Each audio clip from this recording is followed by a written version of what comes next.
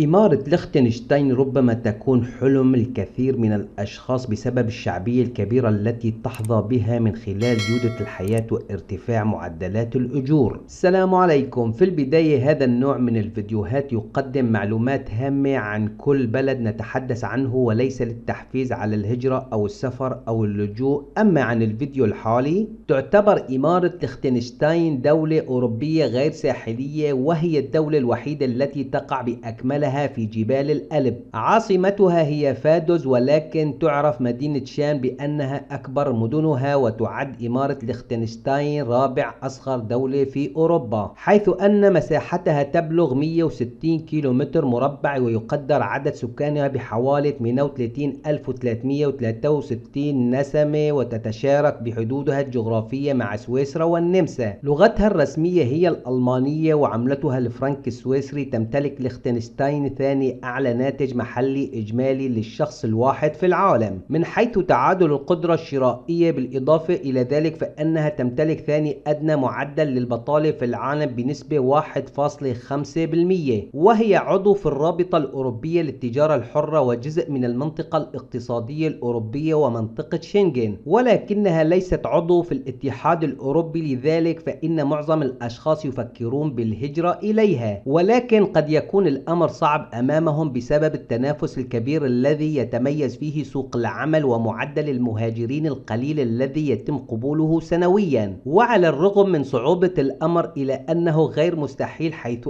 أن بإمكان الأشخاص المؤهلين بدرجات علمية عالية أو لديهم خبرات علمية مطلوبة للسفر إلى ليختنشتاين من خلال الطرق التي سأتحدث عنها في هذا الفيديو، وعن كيفية التقدم بطلب الحصول على الإقامة الدائمة. وإذا كان الشخص يتحدث اللغة الألمانية بشكل جيد، فإنه من السهل عليه العثور على فرصة عمل داخل إمارة هذه الدولة. جواز سفر ليختنشتاين. بالنسبة لهذه الدولة فإن جواز السفر الخاص بها يحتل المرتبة 11 بين أفضل جوازات السفر عالميا، وهو يتيح لحامله فرصة السفر إلى أكثر من 185 دولة مختلفة حول العالم وبدون الحاجة إلى التأشيرة، ومن أهمهم جميع دول الاتحاد الأوروبي والإمارات العربية المتحدة والمملكة المتحدة والولايات المتحدة الأمريكية واليابان والبرازيل وتركيا والأرجنتين مجانا. الهجرة إلى ليختنشتاين عن طريق العمل. الحصول على تصريح عمل في ليختنشتاين ليس بالأمر السهل، خاصة إذا كان الشخص مواطن غير سويسري أو من خارج دول المنطقة الاقتصادية الأوروبية. حينها سيتوجب عليه الحصول على فرصة عمل في مجال مطلوب، حيث أنه بإمكان البعض من كبار الإداريين أو الأشخاص المؤهلين تأهيل علمي وإداري جيد الحصول على فرصة عمل في العديد من القطاعات، وخاصة قطاع الخدمات المالية، وتزيد فرص الأشخاص الحاصلين على مؤهلات علمية أو المتحدثين باللغة الإنجليزية في الحصول على عمل داخل ليختنشتاين. وبإمكان الشخص الحاصل على مؤهلات جيدة تجربة حظه عن طريق مواقع التوظيف المتاحة في هذه الدولة، والتي تقدم الكثير من فرص العمل للأجانب المؤهلين. وإذا استطاع الشخص الحصول على عقد عمل من خلال هذه الطريقة أو أي طريقة أخرى، سيكون من السهل عليه الحصول على الإقامة الدائمة في ليختنشتاين. شروط الهجرة إلى ليختنشتاين للعمل: إتقان اللغة الإنجليزية، صورة شخصية حديثة، جواز سفر ساري المفعول، عرض عقد العمل مع شروط الوظيفة، نسخة عن شهادة السجل العدلي الخاص بك، شهادة طبية تثبت بأنك غير مصاب بأي مرض، التوفر على عقد عمل مرسل إلى المتقدم بالطلب من طرف صاحب العمل. مواقع البحث عن عمل في ليختنشتاين: موقع فيور دار اللاي، موقع ويلكم دار اللاي. الهجرة إلى ليختنشتاين عن طريق الدراسة. تعتبر فيزا الدراسة من أسهل الطرق للحصول على الإقامة الدائمة في ليختنشتاين، لكنها ليست خيار سهل، ورغم ذلك فهي من أسهل الطرق للهجرة إليها. وتتمتع هذه الدولة بنظام تعليمي قوي مع مدارس ناجحة ومجموعة واسعة من خيارات التدريب والتعليم الإضافي. لأن التعليم عالي الجودة له أهمية كبيرة في هذه الدولة الصغيرة، فهو يحافظ على الدافع الابتكاري في الاقتصاد والدولة والمجتمع. لذلك يجب على الطالب أن يكون متفوق للحصول على فيزا الدراسة والسفر إلى دولة ليختنشتاين لإكمال دراسته. وبعد إنهاء الطالب من مرحلته الدراسية بإمكانه التقدم بطلب الحصول على تصريح عمل بالمجال الذي درس فيه، وبالطبع لا يتم منح الشخص تصريح العمل بشكل بشكل مباشر، ولكن يجب عليه أن يثبت قدرته المهنية والعملية. بعد ذلك يتم منح الشخص تصريح عمل في ليختنشتاين بالإضافة إلى تصريح للإقامة بشكل قانوني. شروط الدراسة في ليختنشتاين: نسخة عن جواز السفر، الحصول على قبول جامعي، إثبات قدرتك المالية على التكفل بمصاريف الدراسة. الهجرة إلى ليختنشتاين عن طريق الزواج: تعد فكرة الزواج من مواطن أو مواطنة في إمارة ليختنشتاين خيار رائع، لكن هناك قوانين وشروط في هذه الدولة يجب اتباعها. وحتى يتمكن الشخص الأجنبي من الزواج والحصول على الإقامة الدائمة في ليختنشتاين، مثل تقديم شهادة عزوبية، إيجاد مواطن أو مواطنة من إمارة ليختنشتاين، الحرية والموافقة التامة على الزواج: يجب على كلا الزوجين أن يكونوا فوق سن 18 عام، قضاء مدة 3 أعوام بعد الزواج للحصول على تصريح إقامة، إثبات الجدية والتأكد من أن الزواج ليس لغرض المصلحة فقط. الهجرة إلى ليختنشتاين عن طريق اللجوء: بإمكان الأشخاص الذين لديهم حالات إنسانية أو تنطبق عليهم شروط ومعايير اللاجئين المحددة وفقا للاتفاقية والمعاهدات الدولية تقديم طلب اللجوء في ليختنشتاين، لكن هذا الأمر متاح بشكل نظري، أما عند التطبيق العملي فسوف تشعر بصعوبة لا تقل عن الصعوبة التي تحدثنا عنها في التقديم للحصول على الإقامة الدائمة. وحسب تقرير عن المفوضية السامية لشؤون اللاجئين والأمم المتحدة، فإن دولة ليختنشتاين تستضيف ما لا يقل عن 135 لاجئ في الوقت الحالي. بالإضافة إلى ذلك فإن حكومة الدولة تحرص على الابتعاد عن الدخول في صراعات سياسية مع أي دولة حول قبول اللاجئين السياسيين القادمين منها، لكنها توفر لبعض الأشخاص الذين تم قبولهم كلاجئين في الدولة امتيازات خاصة ومساعدات مادية للحصول على الاحتياجات الأساسية. وتعطي دولة ليختنشتاين للاجئين الحق بالعمل والدراسة مع تقديم مساعدات للاندماج في المجتمع مثل تعليم اللغة والتدريب المهني. وللتقديم على طلب اللجوء إلى ليختنشتاين عبر الإنترنت سأوفر لكم رابط الموقع الرسمي. تكاليف المعيشة في ليختنشتاين: قبل التفكير في الهجرة إلى إمارة ليختنشتاين يتوجب عليك التفكير في جوانب أخرى مهمة مثل تكاليف المعيشة، لأن الدولة تشتهر بمستويات الأجور المرتفعة، ولكنها تعرف أيضا بمستوى المعيشة المرتفع والمرتبط بارتفاع التكلفة. ولأن عملتها هي الفرنك السويسري فهي متشابهة جدا مع تكاليف المعيشة في سويسرا، ولكنها قد تختلف حسب المدينة التي تقيم فيها، حيث أن تكلفة المعيشة في هذه الدولة للشخص الأعزب حوالي 1153 فرنك سويسري شهريا، أما بالنسبة للعائلة المكونة من 4 أشخاص فتقدر بحوالي 4200 فرنك سويسري شهريا. هذا كل شيء بالفيديو، يمكنكم معرفة المزيد عن إمارة ليختنشتاين من موقع القناة. ملاحظة: جميع المواقع التي تحدثنا عنها ضمن هذا الفيديو تجدونها على الرابط الموجود في صندوق الوصف أو في أول تعليق مثبت. سلام عليكم.